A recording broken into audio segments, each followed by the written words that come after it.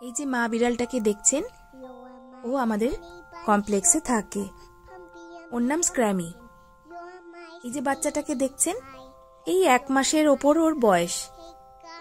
এই স্ক্র্যামি 2টো বাচ্চার জন্ম দিয়েছিল, একটা এরকম সাদা লাল আর একটা কালো সাদা। সামনেই ছিল, তবে বিড়াল তো 7 বার জায়গা চেঞ্জ করে।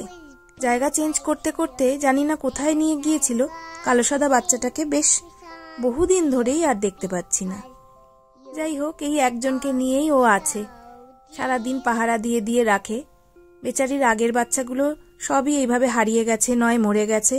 তবে হ্যাঁ, এর আগে আপনারা ওর 2টো বাচ্চার ভিডিও দেখেছেন। ওরা সুস্থ আছে, কারণ আমাদেরই এখানকার একজন রেসিডেন্ট ওদেরকে অ্যাডপ্ট করেছিল, তাই ওরা ভালো আছে। আর এই স্ক্র্যামির এইবারের যে বাচ্চাটা, এই বাচ্চাটা ছেলে বাচ্চা। ওর সাথে সারা দিন বসে থাকে ওর মা।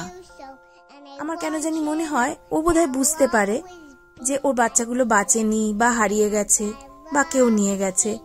এইবার বোধহয় ও সেটা বুঝতে পেরে একদম ওর কাছে বসে থাকছে সব সময়। শুধু খাওয়ার টাইমে এসে খেয়ে যায় আর বাচ্চাকে ডেকে তারপরে গা চেটে পরিষ্কার করে দুধ খাওয়ায় আর নিয়ে শুয়ে থাকে। এত ভালো লাগে এদেরকে দেখতে। আমি শুধু ভাবি যে মানুষ কত নিষ্ঠুর হয়, এই ছোট ছোট বাচ্চাগুলোকে প্লাস্টিকের প্যাকেটে করে ফেলে দিয়ে আসে। তোমার পছন্দ নাই হতে পারে, কিন্তু তা বলে তুমি এদেরকে কষ্ট দেবে কেন? ভালো না বাসো, ঘৃণাও করো না।